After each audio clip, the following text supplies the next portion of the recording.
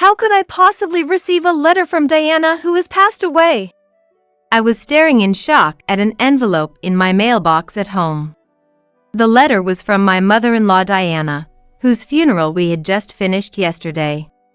Diana had always been so kind to me since the beginning of my marriage, and I adored her. We often dined out together and enjoyed shopping, becoming close friends despite the age difference. I was heartbroken when Diana passed away suddenly. Even after the funeral, I couldn't fully accept the reality of her death.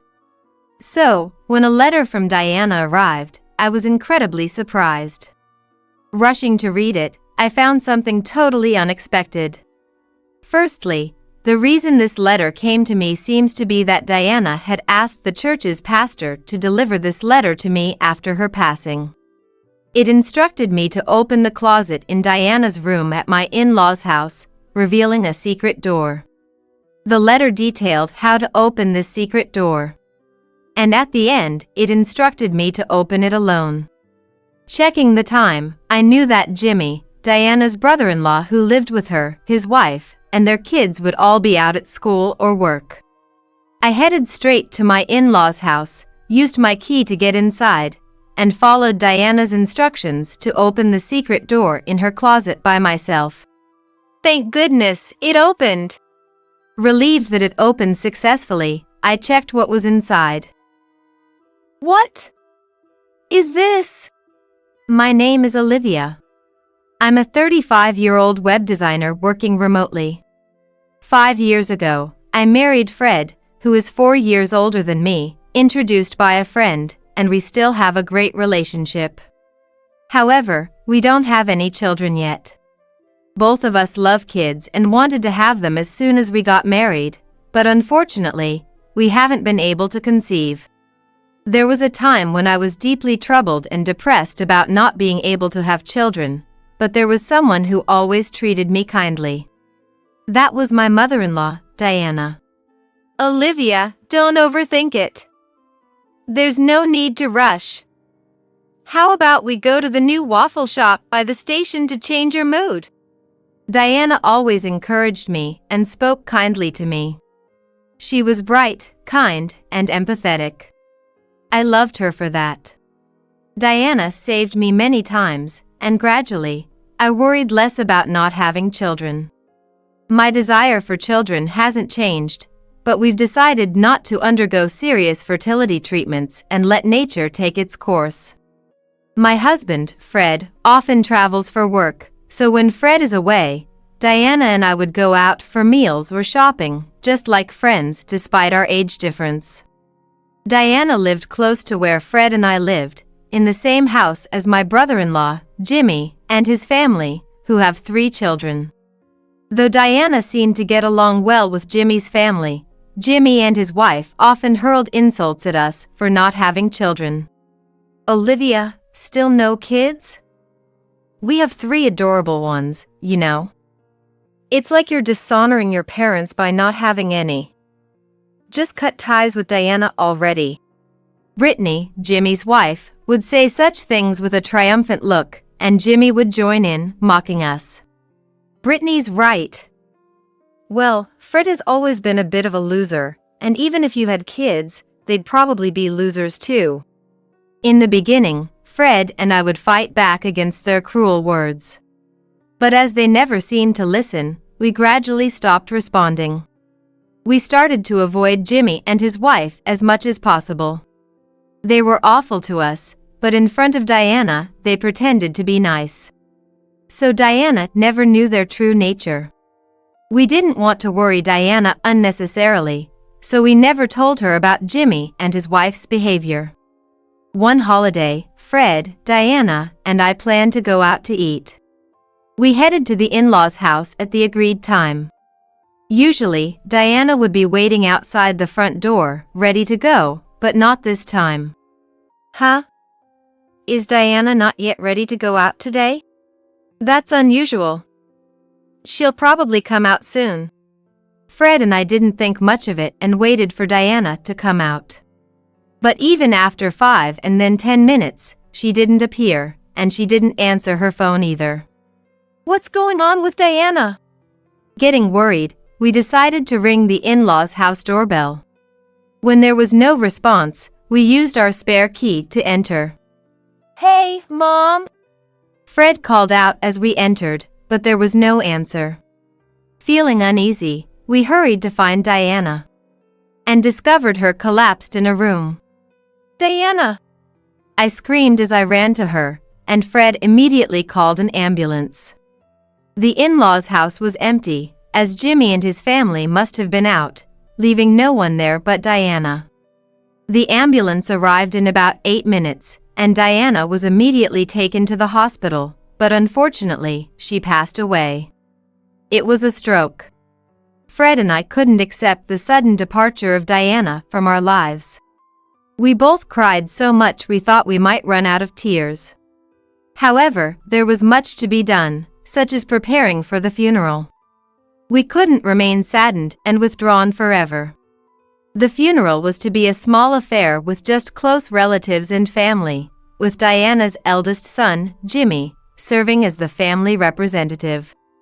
For Diana's sake, Fred and I began preparations in coordination with Jimmy. Yet, even as we contacted relatives and met with the church, I sensed an air of reluctance from Jimmy. He didn't seem to mourn Diana's death, but at the funeral, he fulfilled his duties as a family representative, at least minimally. However, after a brief chat with the relatives, I immediately called for Fred. Since I left the gathering so abruptly, the relatives looked at Jimmy with displeasure. Furthermore, at the meal with relatives after the funeral, Jimmy was the first to take his seat and showed no intention of standing up again. Even if Fred made greetings, he just drank beer. Brittany, too, was just drinking beer beside him. So Fred and I hurriedly went around to the relatives, thanking them for coming and sharing memories of Diana. Perhaps influenced by their parents' behavior, Jimmy and Brittany's 3 children were engrossed in their handheld gaming devices, laughing loudly and playing with each other, an inappropriate behavior for a post-funeral gathering. None of Jimmy's family seemed to mourn Diana's death.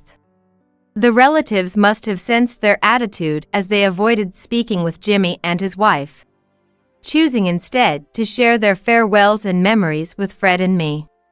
Even as the relatives' attitudes changed overtly, there was no change in Jimmy's family's behavior. They kept ordering beer after beer, talking about the inheritance and plans for vacationing during their break. It was disrespectful, considering how much Diana had done for them during her life. I couldn't help but look at Jimmy's family with disdain.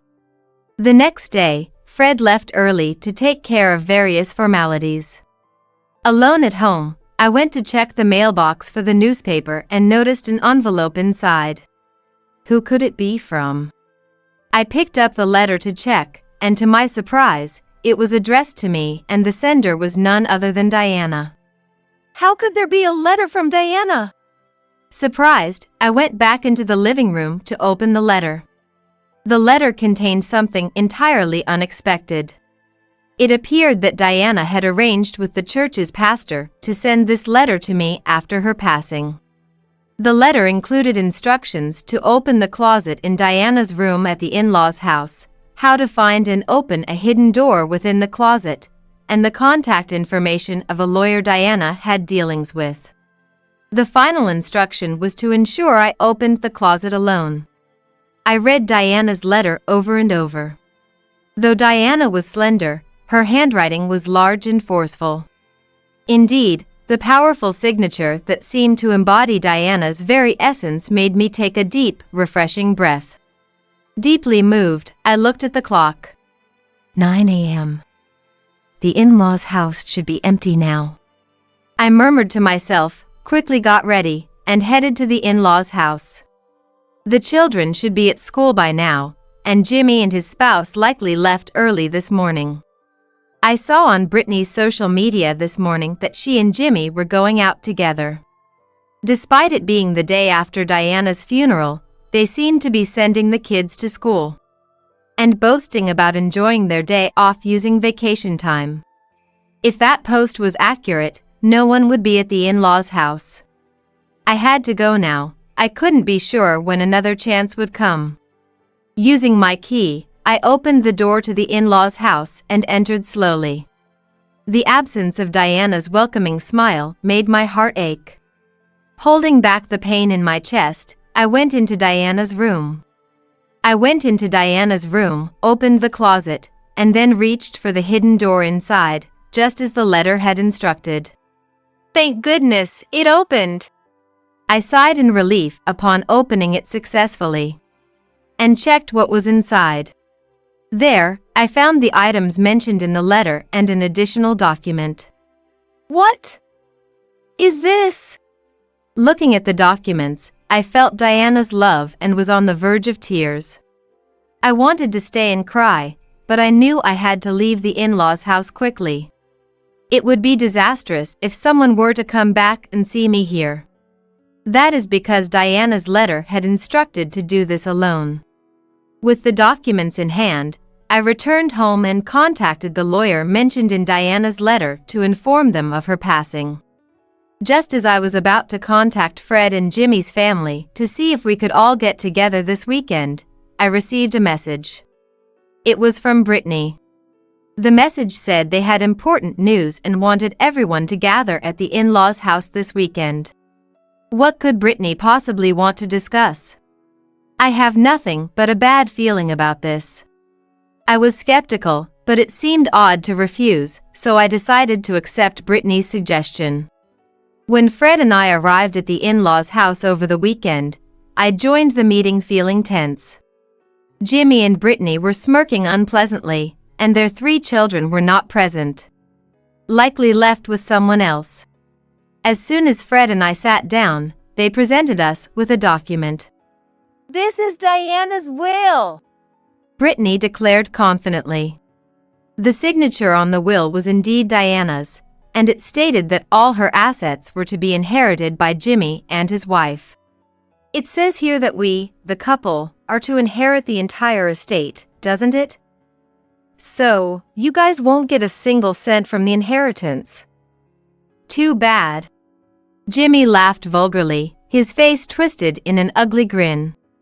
Fred was perplexed, but I silently stood up and returned with Mr. Smith, the lawyer who had been waiting outside. Who is this? Jimmy and Brittany were confused by the sudden appearance of the lawyer. Fred was also surprised, not knowing the lawyer had been waiting outside. This is Mr. Smith, a lawyer who Diana had been close with for many years. I introduced him briefly, and Jimmy and Brittany's expressions turned to anger. A lawyer? Why did you bring someone like that here? It was Diana's instruction. She wanted Mr. Smith to help with the property settlement agreement to make things smoother. Jimmy shouted. We don't need a lawyer. He slammed his hand on the table and gestured to Diana's will with his chin. Mom left a will. We don't need a lawyer with this. At that, Mr. Smith calmly raised his hand. Are you certain this document was entirely written by Diana herself? In response to that question, Jimmy raised his voice. Of course it is. Mr. Smith shook his head sadly at the scene. This cannot be recognized as a valid will. A holographic will must be entirely handwritten by the person themselves. Mr. Smith pointed out that the word will at the beginning and Diana's signature at the end were indeed handwritten. However, the rest of the document looked like it had been printed from a computer.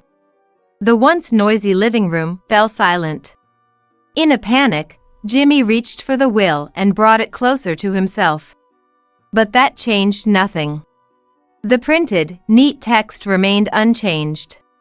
The handwriting of the signature and the rest of the document differs. Could this will have been forged? At Mr. Smith's suggestion, Jimmy and Brittany visibly trembled. What are you talking about? We would never do such a thing. Why are you being so paranoid? And even if it was forged, what then? Mr. Smith responded to Brittany's words. Forging a will is a serious crime. Jimmy and Brittany's faces turned pale. They were flustered, shouting incoherences and making excuses. At this moment, Mr. Smith delivered the crucial information. Olivia has a notarial will, so this will is invalid. What? Jimmy and Brittany were astonished, their eyes wide open. What's that? We weren't informed. The letter from Diana that I had received mentioned that a notarial will was hidden behind the secret door in the closet. We didn't know either until we received a letter recently. Diana revealed the location of this will in it. The letter contained not only practical matters but also explanations about why the notarial will was made and why it was disclosed to me. Diana had been feeling her health decline recently and prepared a will, but it seems she suspected that Jimmy and his spouse might tamper with it. I had assumed Diana was completely unaware of Jimmy and his spouse's true nature, but it appears Diana had some inkling of their greed for money. The notarial will stated that the estate was to be equally divided between Jimmy and Fred. What? How could she have prepared something like this? Jimmy and Brittany were in shock, their eyes wide with astonishment. At that moment, Jimmy seemed to have an epiphany and exclaimed loudly, "That's right! But the beneficiary of Mom's life insurance is me, isn't it?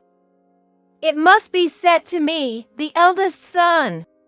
To Jimmy, who was shouting with his eyes blazing, I announced in a cold voice, "In addition to the notarial will, Diana also entrusted me with the life insurance policy. I am named as the beneficiary." Inside the hidden door of the closet, there was not only the notarial will but also the life insurance policy. Jimmy and his wife stared at the notarial will and the life insurance policy in disbelief. "I didn't hear about this. I don't know anything about this. It's normal not to be notified when the beneficiary of a life insurance policy is changed." Jimmy protested, banging on the table, but Mr. Smith was firm. Fred, looking puzzled, asked me, "When did Mom entrust Olivia with these?" I had no idea. Did she not want to tell me? I smiled at Fred and explained. It was written in the letter from Diana. She wanted to tell you as well, but it was safer to entrust it to just me to avoid Jimmy and his wife catching on. I see. You and Mom were really close, after all. While Fred and I were talking, Brittany interrupted us hysterically. "I won't accept this. Why should you, who never even showed Diana your children, inherit her estate? This is ridiculous.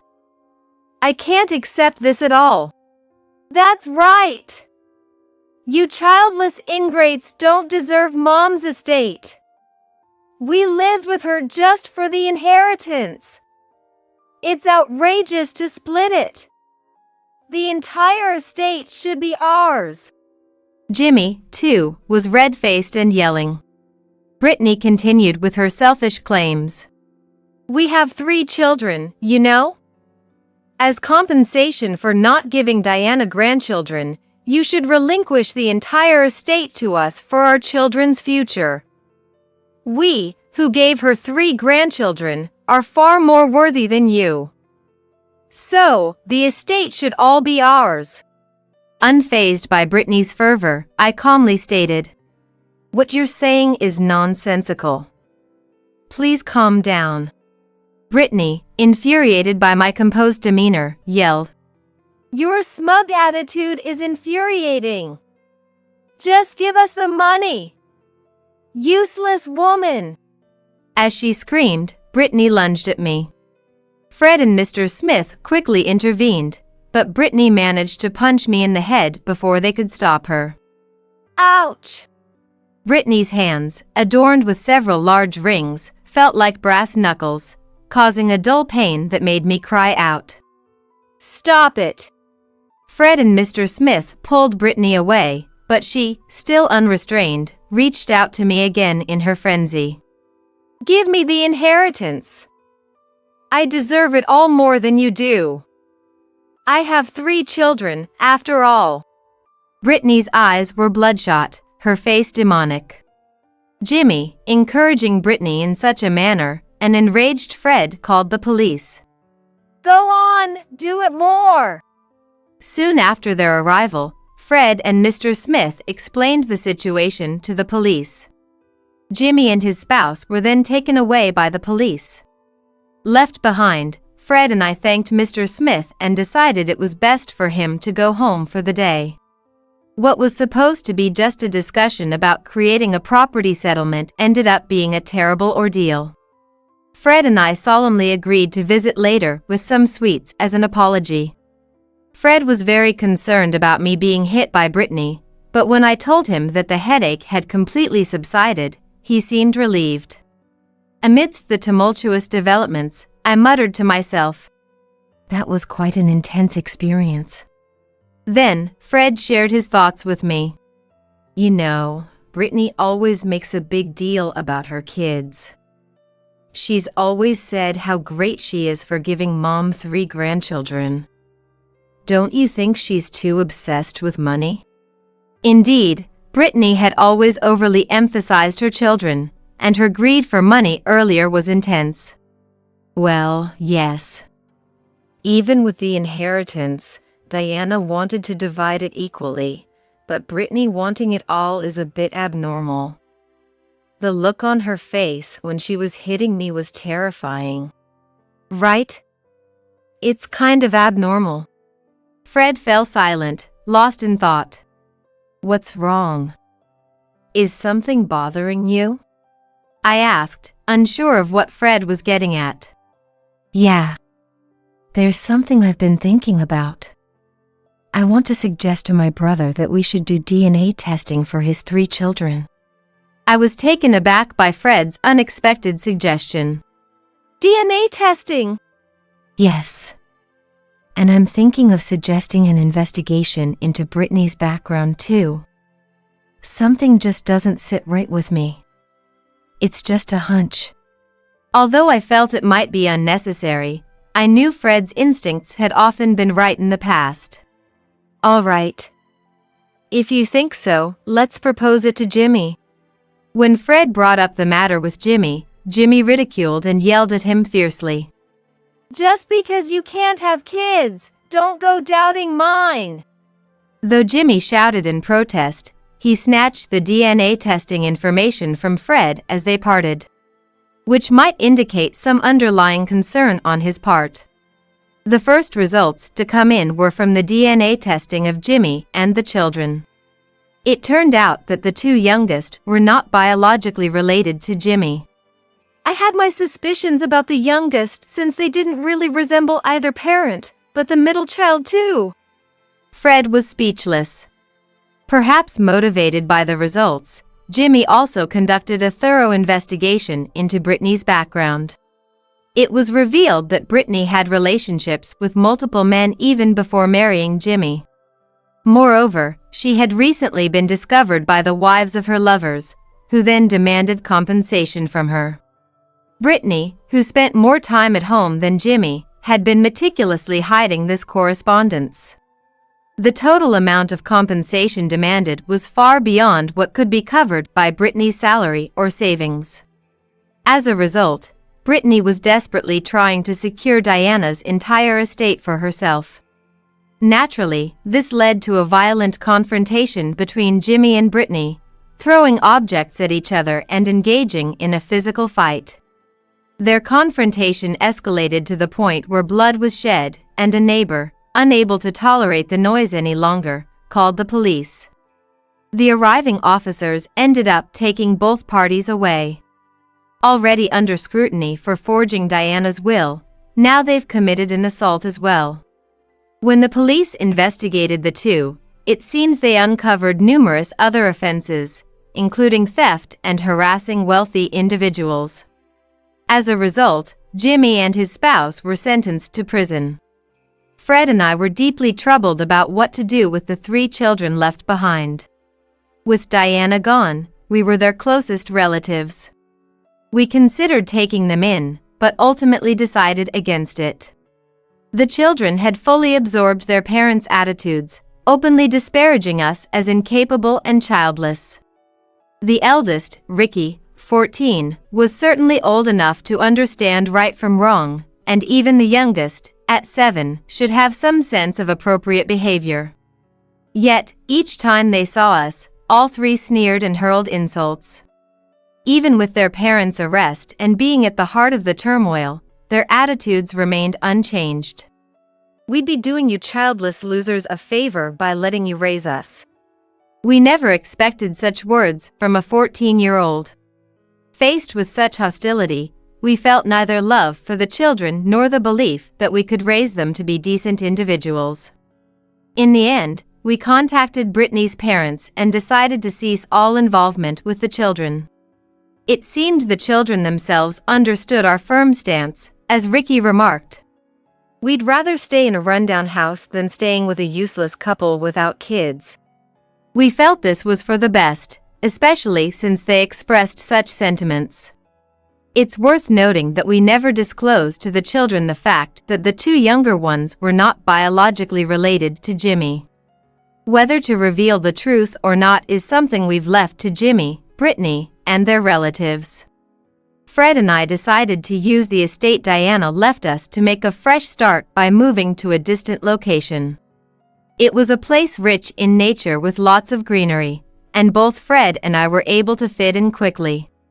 There's a charming waffle shop near our new home, and every time we pass by, I think of Diana and how I would have loved to take her there if she were still alive. Soon after we moved, I was blessed with the child I had long wished for. When I used the pregnancy test and saw the positive result appear, I couldn't help but shout in surprise and overwhelming joy. Later, when I went to the obstetrician-gynecologist and had it confirmed by the doctor, I was assured that I was indeed pregnant without a doubt. Fred and I embraced, both of us shedding tears of joy. I couldn't help but think how happy Diana would have been if she were still alive to witness this. Additionally, the business plan I had been quietly preparing is progressing well. Both Fred and I are working hard for our forthcoming child, leading fulfilling lives filled with happiness.